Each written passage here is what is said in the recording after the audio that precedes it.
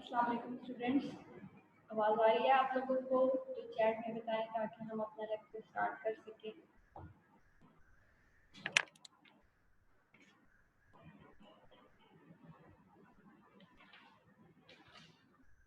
Okay, last lecture में हम लोग चैप्टर नंबर 9 का टॉपिक स्टडी कर रहे थे, स्टेबिलिटी ऑफ बेंजीन। वो स्टेबिलिटी ऑफ बेंजीन वाला जो टॉपिक था हमारा वो खत्म हो चुका था। नेक्स्ट हमने जो टॉपिक स्टार्ट किया हुआ था वो था रेजोनेंस मेथड, उसी को ही कंटिन्यू करते हैं। तो जो हमारा नेक्स्ट टॉपिक है दैट इज रेजोनेंस मेथड। आपको मैंने रेजोनेंस के बारे में बता दिया था थोड़ा सा, लेकिन अगेन हम इसको एक दफ़ा देख लेते हैं कि रेजोनेंस क्या होता है। रेजोनेंस में हम कहते हैं कि किसी भी कंपाउंड के अंदर जितने पाई इलेक्ट्रॉन्स होते हैं उन पाई इलेक्ट्रॉन्स की अपने आप को डिफरेंट वेज में जो अरेंज करने की पॉसिबिलिटी होती है, लाइक पाई इलेक्ट्रॉन्स है ना, वो अपने आप को जितने पॉसिबल वेज के अंदर अरेंज कर सकेंगे तो उनकी वो जो नई नई अरेंजमेंट से न्यू स्ट्रक्चर्स बनते जाएंगे, हम उन स्ट्रक्चर्स को बोलते हैं रेजोनेंस स्ट्रक्चर। और ये फिनोमेना जिस कंपाउंड के अंदर हो रहा होता है इसको बोलते हैं रेजोनेंस। आप अपने माइंड में इसकी एग्जांपल रख लें कि लाइक जैसे आइसोमेरिज्म में होता है। आइसोमेरिज्म में हमने पढ़ा था कि कंपाउंड का जो मॉलिक्यूलर फार्मूला होता है वो सेम होता है लेकिन उसका स्ट्रक्चरल फार्मूला डिफरेंट होता है। सेम ऐसा ही रेजोनेंस में हो रहा होता है कि सारी उसकी कनेक्टिविटी, सारे उसमें नंबर ऑफ कार्बन सब कुछ सेम होता है, सिर्फ और सिर्फ जो उसमें पाई इलेक्ट्रॉन्स होते हैं वो अपनी पोजीशन चेंज करते हैं और इनकी पोजीशन चेंज होने से जो न्यू स्ट्रक्चर बनेंगे उनको हम बोलेंगे रेजोनेंस स्ट्रक्चर। रेजोनेंस को रिप्रेजेंट कैसे किया जाता है? रेजोनेंस को रिप्रेजेंट करने के लिए हम डबल हेडेड एरो लगाते हैं। आपके सामने जो स्क्रीन पे एरो शो हो रहा है, आप इस एरो में देख सकते हैं कि ये डबल हेडेड एरो है।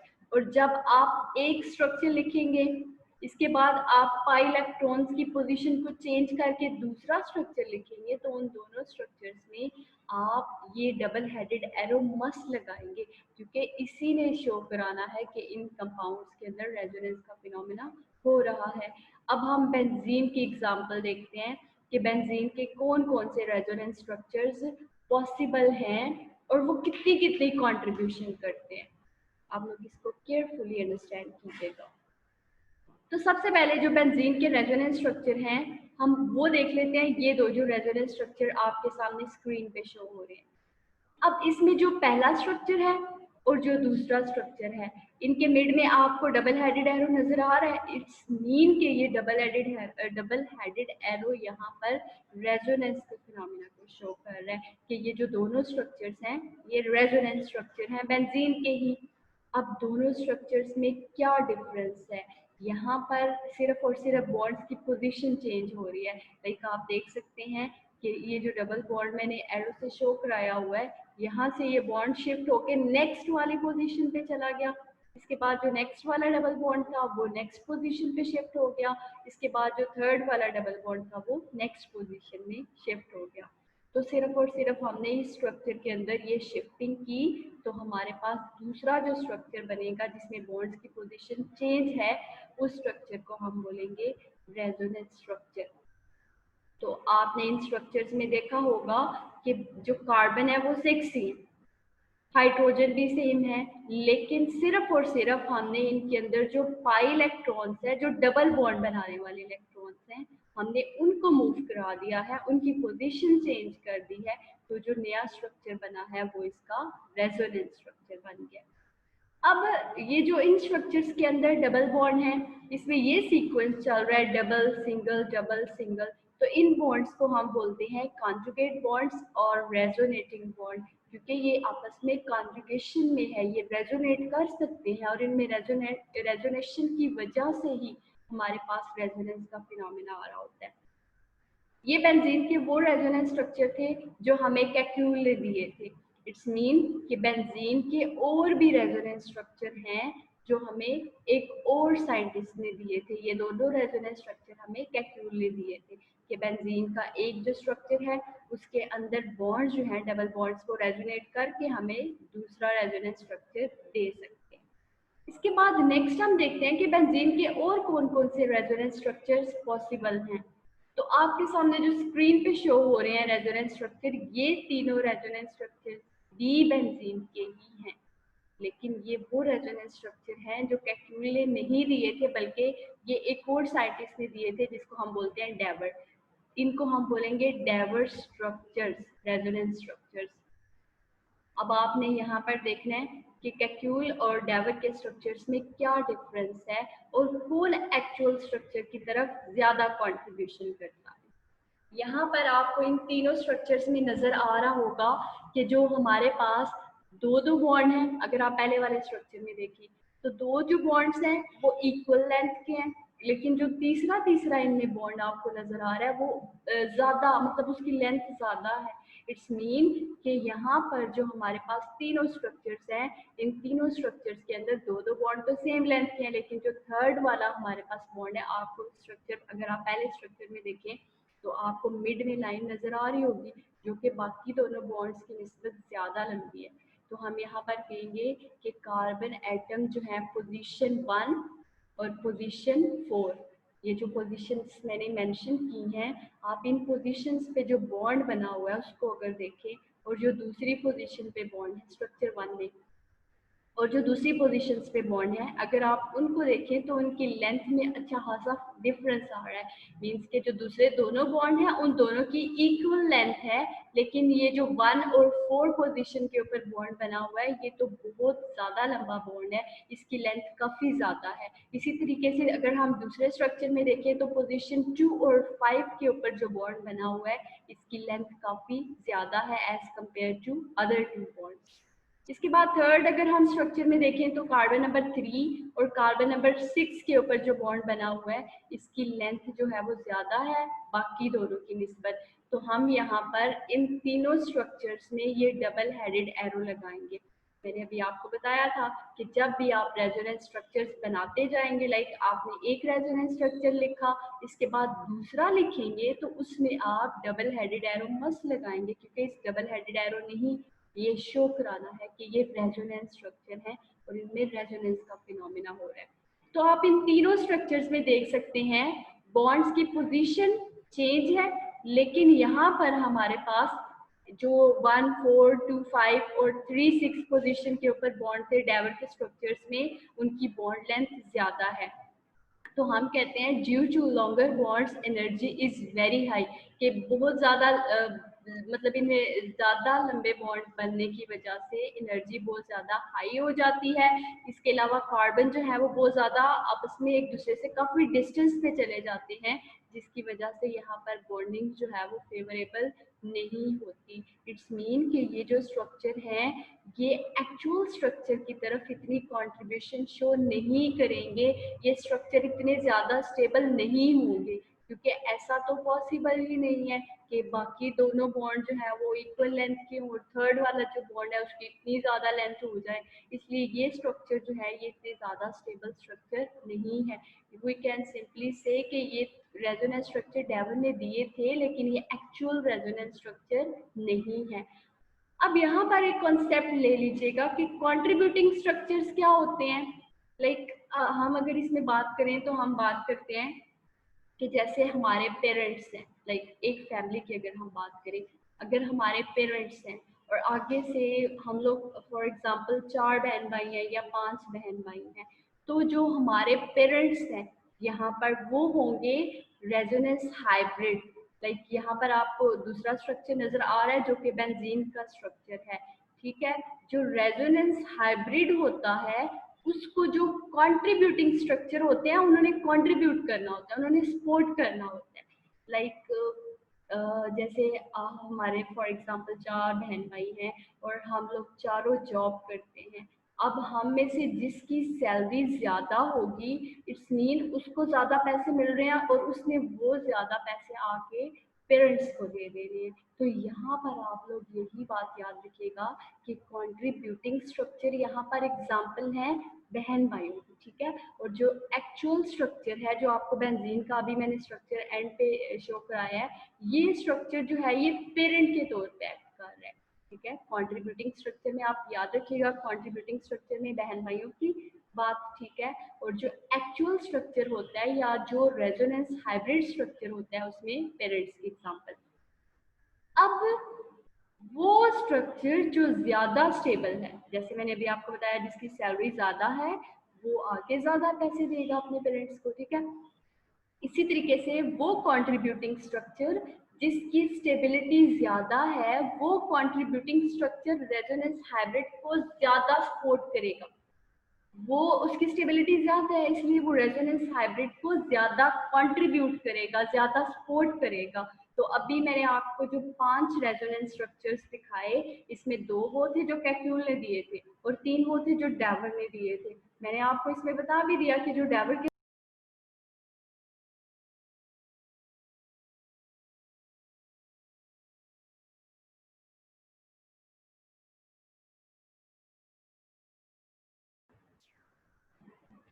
तो हम यहाँ पर ये कह सकते हैं कि जो डेवर के स्ट्रक्चर हैं वो इतने ज़्यादा स्टेबल नहीं है, इसलिए उनकी जो कंट्रीब्यूशन है। अब आ रही है आवाज़ सब लोगों को?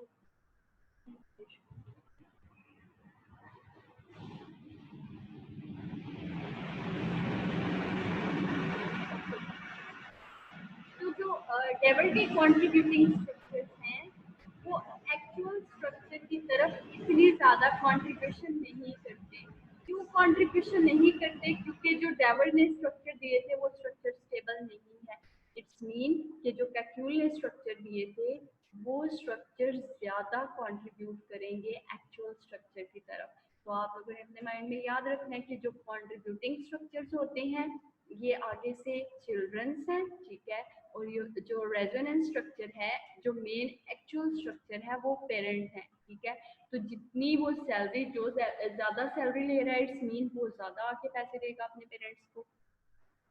तो इट्स मीन के जो कंट्रीब्यूटिंग स्ट्रक्चर में ज़्यादा स्टेबल होगा तो वो ज़्यादा कंट्रीब्यूट करेगा रेजोनेंस स्ट्रक्चर्स की तरफ। इट्स मीन कि डेवर जो स्ट्रक्चर है वो लेस स्टेबल है तो इनकी जो कंट्रीब्यूशन होती है रेजोनेंस हाइब्रिड की तरफ एक्चुअल स्ट्रक्चर की तरफ वो सिर्फ और सिर्फ 20% होती है। इसके बाद हम नेक्स्ट देखते हैं कि कैक्यूल का जो स्ट्रक्चर है वो कितनी कंट्रीब्यूशन करते हैं एक्चुअल स्ट्रक्चर की तरफ। अभी मैंने आपको बताया कि दोनों स्ट्रक्चर्स कैसे बनते हैं, इनके अंदर बॉन्ड्स की शिफ्टिंग होती है और हमारे पास कैक्यूल के 2 रेजोनेंस स्ट्रक्चर्स आ जाते हैं। अब इन स्ट्रक्चर्स के अंदर डीलोकलाइजेशन भी हो रही है, रेजोनेंस भी हो रही है। डीलोकलाइजेशन और रेजोनेंस 2 डिफरेंट चीजें हैं। डीलोकलाइजेशन में हम कहते हैं कि जो पाई इलेक्ट्रॉन्स होते हैं वो सिर्फ और सिर्फ 2 कार्बन के साथ ही बाउंड नहीं रहते। डीलोकलाइजेशन का फिनोमेना आपने प्रीवियस लेक्चर में स्टडी किया था, उसमें हमने देखा था कि रिंग के अंदर जब हम सर्कल लगा देते हैं तो उसको हम कहते हैं कि ये डीलोकलाइजेशन हो रही है। तो उसमें सर्कल लग रहा होता है, मतलब कोई फिक्स नहीं होता कि ये वाले जो इलेक्ट्रॉन है ये सिर्फ और सिर्फ इन 2 कार्बन के साथ ही फिक्स रहेंगे। लेकिन रेजोनेंस का फिनोमेना भी अभी आप देख रहे हैं तो रेजोनेंस में देखिए कोई सर्कल नहीं लगा हुआ। जस्ट हमने क्या किया है कि जो डबल बॉन्ड था उसकी पोजीशन चेंज किया है। इसका मतलब है पोजीशन तो चेंज हो गई है लेकिन वो जो बॉन्ड नेक्स्ट पोजीशन में क्या है उसको 2 कार्बन ही बाउंड कर रहे हैं। मीन्स एक से ज्यादा उसको न्यूक्लियाई जो है वो सर्कल नहीं कर रहे, बाउंड नहीं कर रहे। तो ये डिफरेंस होता है डीलोकलाइजेशन में और रेजोनेंस में। ये जो स्ट्रक्चर थे ये कैक्यूल ने दिए थे और मैंने अभी आपको बताया कि ये दोनों स्ट्रक्चर स्टेबल स्ट्रक्चर हैं एज कंपेयर टू डेवर स्ट्रक्चर, इसलिए ये एक्चुअल स्ट्रक्चर की तरफ कंट्रीब्यूशन ज़्यादा देंगे। स्टेबिलिटी ज़्यादा है, सैलरी ज़्यादा है तो ज़्यादा पैसे देंगे, इसलिए हम कहते हैं कि ये स्टेबल हैं। तो इनकी एक्चुअल स्ट्रक्चर की तरफ जो कंट्रीब्यूशन है वो 80% होती है, जबकि जो डेवर स्ट्रक्चर्स थे उनकी कंट्रीब्यूशन जस्ट 20% थी एक्चुअल स्ट्रक्चर की तरफ। अब यहाँ पर एक्चुअल स्ट्रक्चर कौन सा स्ट्रक्चर है जो आपके सामने ये बेंजीन का स्ट्रक्चर फाइनल स्ट्रक्चर शो हो रहा है, ये हमारे पास एक्चुअल स्ट्रक्चर होता है या इसको हम बोलते हैं रेजोनेंस हाइब्रिड। आप इसमें देख सकते हैं कि रिंग के अंदर सर्कल लगा हुआ है, इसका मतलब है कि सर्कल लगा हुआ है तो जो डबल बॉन्ड्स हैं वो किसी भी पोजीशन पे हो सकते हैं, या कैक्यूल वाले पहली पोजीशन पे हो सकते हैं या कैक्यूल के स्ट्रक्चर वाली दूसरी पोजीशन पे हो सकते हैं। तो इस तरीके से रेजोनेंस के अंदर जस्ट ये डिस्कस किया गया था कि रेजोनेंस का फिनोमेना क्या होता है, इसको कैसे रिप्रेजेंट किया जाता है। इसके बाद बेंजीन के जो 5 रेजोनेंस स्ट्रक्चर दिए गए थे, 2 कैक्यूल ने दिए थे और 3 डेवर ने दिए थे। सबसे पहले आप वो स्ट्रक्चर्स ड्रॉ करेंगे, इसके बाद आप उनकी स्टेबिलिटी को डिस्कस करेंगे कि जो पहले 2 स्ट्रक्चर थे कैक्यूल वाले वो स्टेबल स्ट्रक्चर हैं, उनमें रेजोनेंस भी हो रही है, डीलोकलाइजेशन भी हो रही है और वो एक्चुअल स्ट्रक्चर की तरफ ज़्यादा कंट्रीब्यूशन करते हैं, ज़्यादा सपोर्ट करते हैं क्योंकि वो ज़्यादा स्टेबल होते हैं। जबकि जो डेवर ने स्ट्रक्चर दिए थे उनमें हमने अभी देखा कि एक एक जो ऐसा बॉन्ड था जिसकी लेंथ काफ़ी ज़्यादा थी और ऐसा पॉसिबल ही नहीं है, जिसकी वजह से उसमें बॉन्डिंग जो थी वो फेवरेबल ही नहीं थी, एनर्जी भी हाई हो गई थी। तो हम कहते हैं कि वो लेस स्टेबल स्ट्रक्चर थे, इसलिए वो एक्चुअल स्ट्रक्चर की तरफ इतनी ज़्यादा कंट्रीब्यूशन नहीं करते। इसके बाद लास्ट पे हम इसी टॉपिक में लास्ट पे बात कर लेते हैं कि जो बॉन्ड लेंथ होती है कि बेंजीन के अंदर कार्बन कार्बन बॉन्ड लेंथ कितनी होती है और इसको हम अल्केन अल्कीन और अल्काइन से कंपेयर कर लेते हैं। इसमें हम अगर अल्केन की बात करें तो अल्केन में बॉन्ड लेंथ होती है 1.54 एंगस्ट्रॉम। अल्कीन की अगर हम बॉन्ड लेंथ देखें तो वो होती है C डबल बॉन्ड C। ये कार्बन कार्बन बॉन्ड लेंथ की बात हो रही है, मतलब CC जो है अल्केन उनमें भी कार्बन कार्बन बॉन्ड लेंथ होती है लेकिन वो 5.4 होती है। C double bond C alkyne में भी होती है लेकिन वो 1.34 एंगस्ट्रॉम होती है। इसी तरह अल्काइन में भी होती है, वो हमारे पास जो C ट्रिपल बॉन्ड C में बॉन्ड लेंथ होती है वो 1.20 एंगस्ट्रॉम होती है। ये हमने बॉन्ड लेंथ देख ली अल्केन की भी, अल्कीन की भी और अल्काइन की भी। अब हम देखते हैं कि बेंजीन के अंदर कितनी बॉन्ड लेंथ होती है। हम सिंपली कहते हैं कि जो बेंजीन का स्ट्रक्चर है इसमें इस कार्बन और इस कार्बन की जो लेंथ होती है वो होती है 1.397 एंगस्ट्रॉम। मीन्स कि जो हमारे पास carbon carbon bond length benzene में होती है, अगर हम अल्केन अल्कीन और अल्काइन से कंपेयर करके देखें तो ये बॉन्ड लेंथ अल्केन और अल्कीन के इंटरमीडिएट में लाई कर रही होती है। मीन्स कि अल्केन और अल्कीन की वैल्यू के इंटरमीडिएट में लाई कर रही है, तो इसका मतलब क्या है कि बेंजीन के अंदर सैचुरेटेड करैक्टर भी थोड़ा पाया जाता है और अनसैचुरेटेड करैक्टर भी पाया जाता है। क्यों? क्योंकि बेंजीन का अगर हम स्ट्रक्चर देखें तो बेंजीन में डबल सिंगल यही सीक्वेंस चल रहा होता है। तो एंड वाले पैराग्राफ में आपकी बुक पे ये बॉन्ड लेंथ को कंपेयर किया गया कि बेंजीन में जो कार्बन कार्बन बॉन्ड लेंथ होती है वो कितनी होती है और जो अल्केन अल्कीन और अल्काइन में होती है वो कितनी होती है। तो ये आपका जो टॉपिक था ये रेजोनेंस का टॉपिक था। स्टेबिलिटी भी हमने पढ़ ली, रेजोनेंस भी पढ़ ली। जो हमारे सारे कॉन्सेप्चुअल टॉपिक्स थे वो हम लोगों ने स्टडी कर लिए हैं। आप लोगों ने अभी तक हमने जितने टॉपिक स्टडी किए हैं, जो straight chain structure ruled out क्यों हुआ था, इसके बाद हमने जो हाइब्रिडाइज्ड उसका देखा था बेंजीन का स्ट्रक्चर, उसकी स्टेबिलिटी देखी थी। और ये जो आज का हमारा टॉपिक था इनको आप लोगों ने रट्टा नहीं लगाना, लेकिन आप लोगों ने इनको पॉइंट्स बना के याद करना है। मीन्स अगर ये पूरा पूरा पैराग्राफ लिखा हुआ है तो आप लोगों ने ये पैराग्राफ देख के कंफ्यूज नहीं हो जाना, आप इसमें पॉइंट्स बनाएं, उसको इजी वे में आप अटेम्प्ट करें और पेपर में भी आप अगर क्वेश्चन आता है तो इसी तरीके से इसको अटेम्प्ट करें, पैराग्राफ की फॉर्म में इसको मत लिखिएगा। इसके बाद हमारे रिएक्शन स्टार्ट हो जाते हैं। हम सबसे पहले इसमें देखेंगे कि बेंजीन को कैसे प्रिपेयर किया जाता है।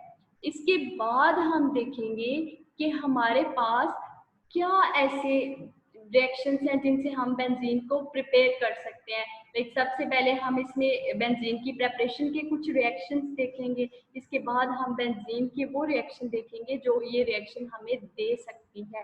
तो सबसे पहले इसमें हमारे पास आ जाता है प्रेपरेशन ऑफ बेंजीन। बेंजीन की प्रेपरेशन में हमने 5 रिएक्शन स्टडी करने हैं। सबसे पहला हमारा रिएक्शन है डीहाइड्रोजनेशन ऑफ साइक्लोहेक्सेन। दूसरा हमारा इसमें प्रेपरेशन का मेथड है फ्रॉम एसिटाइलिन। थर्ड है from alkenes. Next preparation in laboratory. Preparation in laboratory में भी हम 3-4 मेथड बेंजीन की प्रेपरेशन के स्टडी करेंगे। इसके बाद लास्ट हमारा 5th पे आ जाता है प्रेपरेशन ऑफ बेंजीन में वर्ड्स फिटिंग रिएक्शन, जो कि बहुत ही इंपॉर्टेंट रिएक्शन है और मोस्टली ये वर्ड्स फिटिंग रिएक्शन पेपर्स में आ रहा होता है। तो बेंजीन में अगर हम देखें, मैंने आपको बेंजीन स्टार्ट करने से पहले ही बताया था कि बेंजीन को कैसे डिस्कवर किया गया था, कैसे पता चला था कि बेंजीन भी कोई कंपाउंड है जो कि एग्जिस्ट करता है। तो सबसे पहले तो इसको माइकल फैराडे ने डिस्कवर किया था, जिसने वेजिटेबल ऑयल की डिस्ट्रक्टिव डिस्टिलेशन में इसको फाउंड किया था। इसके बाद इसको कोल था।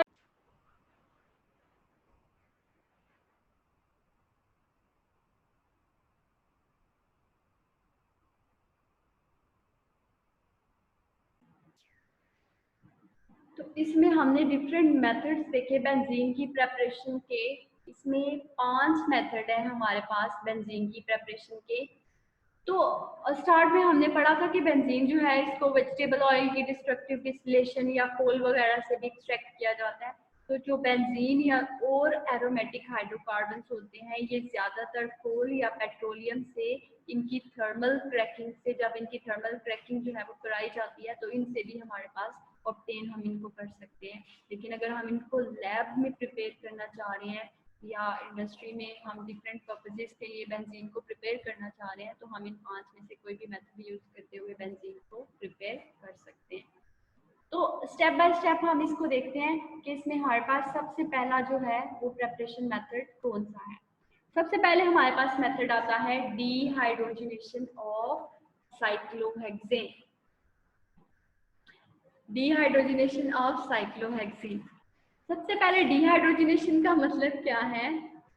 डीहाइड्रोजनेशन का मतलब है रिमूवल ऑफ हाइड्रोजन। मीन हमने साइक्लोहेक्सेन में से हाइड्रोजन की रिमूवल करानी है, तो हमारे पास प्रोडक्ट में बेंजीन बन जाएगी, सिंपल।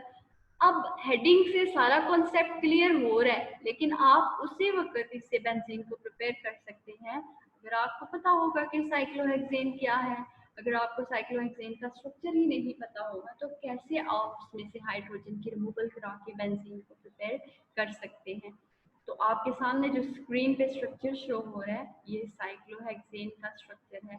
आप इसमें देख सकते हैं कोई डबल बॉन्ड नहीं लगा हुआ, उनके सारे जो 6 के 6 कार्बन हैं उनकी वैलेंसीज को हाइड्रोजन ने सेटिस्फाई किया हुआ है। इस वजह से हमें कोई डबल बॉन्ड इसमें नहीं लगाना पड़ रहा।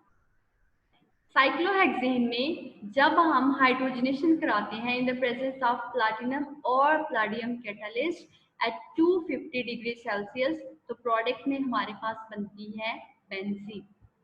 अब आपने यहाँ पर देखना है कि कितने हाइड्रोजन रिमूव कराए और कहाँ कहाँ से रिमूव कराए, तब जाके हमारे पास बेंजीन बनी है। तो यहाँ पर हमने 3 2s आर कितने हो गए हमारे पास 6। हमने 6 हाइड्रोजन रिमूव कराने हैं साइक्लोहेक्सेन में से, तो प्रोडक्ट में बन जाएगी बेंजीन। हर एक कार्बन में से एक एक हाइड्रोजन कम कर देंगे, तो एक एक हाइड्रोजन कम करने से कार्बन की वैलेंसी सेटिस्फाई नहीं रहेगी। इसका मतलब है कि हमें उनकी वैलेंसी को फिर सेटिस्फाई करने के लिए अल्टरनेट पोजीशन पे डबल बॉन्ड लगाने होंगे। लाइक एक डबल बॉन्ड लगाया, फिर सिंगल बॉन्ड रहेगा, फिर डबल बॉन्ड, फिर सिंगल बॉन्ड, फिर डबल बॉन्ड। जब हम इस तरीके से 3 डबल बॉन्ड लगाएंगे, कब? जब हम इनमें से एक एक हाइड्रोजन निकाल देंगे, तो हमारे पास प्रोडक्ट में बन जाएगी बेंजीन, और साथ में हमने यहाँ से 6 हाइड्रोजन को रिमूव करा दिया। तो जो हमारा पहला मेथड था, बहुत सिंपल रिएक्शन है बेंजीन के, इनकी प्रेपरेशन के भी सिंपल से रिएक्शन है, और इनके जो नेक्स्ट रिएक्शन हम स्टडी करेंगे वो भी बहुत आसान है। बस आप लोगों ने थोड़ा सा इसमें कॉन्सेंट्रेट करना है।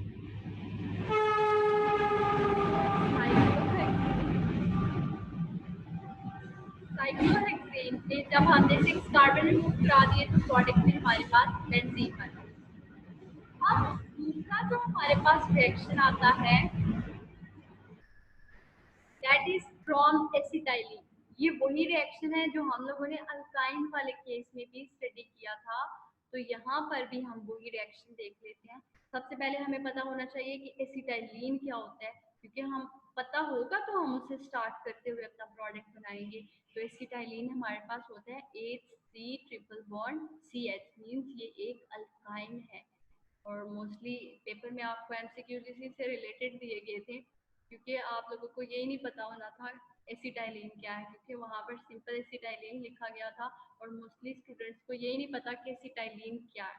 तो एसिटाइलिन है HC triple bond CH, alkyne है, ठीक है। तो यहाँ पर हम 3 एसिटाइलिन लेंगे, मीन हम इसके 3 मोल यूज करेंगे तो प्रोडक्ट में हमारे पास बेंजीन बनेगी। एक हमारे पास ये कंप्लीट, अगर आप इसको देखें तो ये HC ट्रिपल बॉन्ड CH। दूसरा हमारे पास ये, अगर आप इसको देखें तो ये भी कंप्लीट हमारे पास एक एसिटाइलिन है, HC ट्रिपल बॉन्ड CH। इसी तरीके से अगर आप तीसरा देखें तो ये CH ट्रिपल बॉन्ड CH। आपकी बुक पे सिंपल लिखा हुआ है 3HC ट्रिपल बॉन्ड CH। इसका मतलब है कि हम एसिटाइलिन के 3 मोल लेंगे तब जाके हमारे पास बेंजीन रिंग बनेगी। और आप लोगों ने अगर तो बुक पे तो सिंपल लिखा हुआ है 3HC ट्रिपल बॉन्ड CH, उस तरीके से प्रोडक्ट बनाने में आपको मसला होगा, इसलिए आप इस तरीके से, जैसे मैंने स्लाइड में लिखा हुआ है, आप इस तरीके से 3 एसिटाइलिन को ओपन करके लिखें ताकि आपको प्रोडक्ट बनाने में आसानी हो जाए। क्योंकि हमने यहाँ पर सिर्फ और सिर्फ बॉन्ड की शिफ्टिंग कर देनी है तो हमारे पास बेंजीन रिंग बन जाएगी। अब इस एसिटाइलिन में हमने ऑर्गेनोनिकल कैटालिस्ट की प्रेजेंस में 70 डिग्री सेल्सियस का इसको टेम्परेचर प्रोवाइड करना है तो प्रोडक्ट में हमारे पास बेंजीन बन जाएगी। अब आपने यहाँ पर देखना है कि क्या ऐसे चेंजेस किए गए हैं इन एसिटाइलिन के अंदर कि हमारे पास बेंजीन आ गई है। पहला चेंज जो इसमें लाया गया वो ये है कि HC ट्रिपल बॉन्ड CH है, इसका मतलब है कि इसमें ट्रिपल बॉन्ड है। तो नेक्स्ट वाली जो आपको पोजीशन है जिधर प्लस लिखा हुआ है उस पोजीशन पे हमें कोई बॉन्ड नहीं नजर आ रहा, इसका मतलब है वहां से वो एम्प्टी है और हमें तो इनको कनेक्ट कराना है ना आपस में। लाइक आपके पास एक चेन है, वो चेन टूट गई है, दो उसके पीसेस हो गए हैं। अब आपने उन दोनों पीसेस को आपस में कनेक्ट करना है, आपस में जोड़ना है। तो हम यहाँ पर वही काम कर रहे हैं कि हमने बेंजीन बनाना है। तो बेंजीन तो क्लोज स्ट्रक्चर है लेकिन यहाँ पर ये सारे ओपन है, तो हमने इनको आपस में कनेक्ट करना है, हर सिरे से हर कॉर्नर से इनको आपस में ज्वाइन करना है। और ज्वाइन कैसे करेंगे कि जो इनमें एक एक बॉन्ड है, ट्रिपल बॉन्ड है ना, तो इनमें से जो एक एक बॉन्ड है वो नेक्स्ट वाली खाली पोजीशन पे हम शिफ्ट करते जाएंगे। तो यहाँ से एक ट्रिपल बॉन्ड नेक्स्ट वाली खाली पोजीशन पे शिफ्ट करवा दिया हमने। इसके बाद जो हमारे पास, जब हम यहाँ पर बॉन्ड शिफ्ट कराएंगे तो यहाँ पर कार्बन और कार्बन में बॉन्ड बन जाएगा। इसी तरीके से जब हम दूसरे एसिटाइलिन के ट्रिपल बॉन्ड में से शिफ्टिंग कराएंगे तो हमारे पास वहां से ट्रिपल बॉन्ड शिफ्ट होके नेक्स्ट वाली खाली पोजीशन पे शिफ्ट हो जाएगा और यहाँ पर बॉन्ड बन जाएगा। इसी तरीके से जब हम थर्ड वाले एसिटाइलिन में से बॉन्ड शिफ्ट कराएंगे तो यहाँ से बॉन्ड शिफ्ट होगा और नेक्स्ट वाली खाली पोजीशन में ये शिफ्ट होगा और यहाँ पर इस तरीके से एक बॉन्ड बन जाएगा। तो आप लोगों ने भी इसको ऐसे ही, आप बुक पे जो लिखा हुआ है उसकी बजाय अगर आप इसको ओपन करके लिख लें, लाइक 6 कार्बन ही बनते हैं ना अगर हम 3 एसिटाइलिन लें, तो आप इनको उसी सीक्वेंस में रख लें जैसे बेंजीन का स्ट्रक्चर होता है। इसके बाद जस्ट आप इनमें से एक एक जो बॉन्ड है वो नेक्स्ट खाली पोजीशन पे शिफ्ट करते जाएंगे। तो इन बॉन्ड्स की शिफ्टिंग से, और याद भी रखिएगा कि अगर हम बॉन्ड शिफ्ट कर रहे हैं तो पीछे हमारे पास 2 बॉन्ड बचेंगे। फिर ये नहीं आपने करना कि पीछे आप 3 ही लिख रहे हैं और एक बॉन्ड आगे नेक्स्ट बनाते जा रहे हैं। इस तरीके की जो छोटी छोटी मिस्टेक्स होती है ना उनसे आप अवॉइड किया करें। तो इस तरीके से हमने एक एक ट्रिपल बॉन्ड में से बॉन्ड नेक्स्ट पोजीशन पे शिफ्ट करते जाना है और पीछे हमारे पास 2 बॉन्ड बचते जाएंगे। नेक्स्ट जो पोजीशन खाली थी उस पर एक एक बॉन्ड आता जाएगा तो हमारे पास प्रोडक्ट में बेंजीन का स्ट्रक्चर आ जाएगा। इसके बाद हमारा थर्ड रिएक्शन आता है फ्रॉम अल्केन्स, कि कैसे हम अल्केन्स से बना सकते हैं बेंजीन को। तो यहाँ पर आपकी बुक में 2 मेथड दिए गए हैं, एक एनहेक्सेन जो कि एक अल्केन है, उससे कैसे बेंजीन को बनाया जाता है, और दूसरा है एनहेप्टेन। अब यहाँ पर सबसे पहले देख लें एनहेक्सेन का स्ट्रक्चर कैसा होता है। एनहेक्सेन है ना, एन मीन के स्ट्रेट, ठीक है, हेक्सेन है तो इसका मतलब है कि अल्केन है और इसमें 6 कार्बन होंगे। तो आप यहाँ पर देख सकते हैं कि हमारे पास एक 6 कार्बन वाली स्ट्रेट चेन है। आपकी बुक पे उन्होंने इसी चेन को थोड़ा सा ऐसे लिख दिया है जैसे कि वो क्लोज्ड चेन है, लेकिन वो क्लोज नहीं है। अगर आप ऊपर से देखें तो उसका एक एंड जो है वो ओपन है। तो आप लोग भी सबसे पहले इसको स्ट्रेट फॉर्म में लिख लें, इसके बाद आप उसको इसी स्ट्रेट फॉर्म से उस फॉर्म में लिख लें जो आपकी बुक में दिया गया इस तरीके से। अब आप यहाँ पर देखें कि इस तरीके से क्यों लिखा गया। लाइक स्ट्रेट चेन को लेकर भी तो हम स्टार्ट कर सकते थे अपना रिएक्शन, लेकिन इसको इस साइक्लिक फॉर्म में लिखने की कोशिश क्यों की गई है? साइक्लिक फॉर्म में लिखने की कोशिश इस वजह से की गई है ताकि आपने जो नेक्स्ट इससे प्रोडक्ट बनाना है 6 मेंबर, वो तो साइक्लिक बनाना है, तो हमें इससे प्रोडक्ट बनाने में आसानी हो जाए कि हमारा प्रोडक्ट कैसे बनता है। आप इसमें देख सकते हैं कि ये जो है ये भी एन हेक्सेन ही है, इसमें भी 6 कार्बन ही है हमारे पास और उनमें हाइड्रोजन लगा के उनकी वैलेंसी को सेटिस्फाई किया गया है। तो जब हम इसमें क्रोमियम ऑक्साइड, एल्यूमिनियम ऑक्साइड और सिलिकॉन डाइऑक्साइड की प्रेजेंस में 500 डिग्री सेल्सियस का टेम्परेचर प्रोवाइड करते हुए ये रिएक्शन करवाएंगे, तो हमारे पास प्रोडक्ट में बन जाएगी बेंजीन रिंग। अब हमने देखना है कि ये बेंजीन कैसे बनी है एन हेक्सेन से। यहाँ पर ये जो पहला कार्बन है, ये कार्बन और ये जो दूसरा कार्बन है, ये कार्बन, ये मतलब रिंग में ये और ये जो एंड वाले मतलब जो लास्ट वाले दोनों कार्बन हैं, यहाँ से हमने हाइड्रोजन निकालने हैं। 4 2 कितने होंगे? 8। हमने यहाँ से निकालने हैं 8 हाइड्रोजन। तो जो मैंने अभी आपको हाईलाइट करवा के दिखाए हैं कार्बन, इन कार्बन में से 2 2 हाइड्रोजन निकलेंगे और बाकी जो हमारे पास 4 कार्बन हैं उनमें से हमारे पास निकलेंगे 1 1 हाइड्रोजन। तो हमारे पास प्रोडक्ट में 8 हाइड्रोजन रिमूव हो जाएंगे और उन 8 हाइड्रोजन की रिमूवल से हमारे पास बेंजीन बन जाएगी।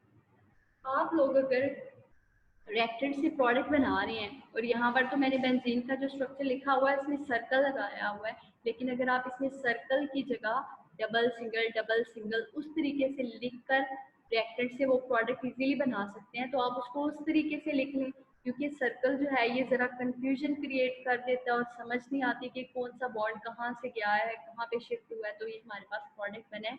इसलिए आप लोग यहाँ पर रिंग के अंदर डबल सिंगल ये वाला सीक्वेंस लगा कर बेंजीन का फाइनल स्ट्रक्चर बना लें।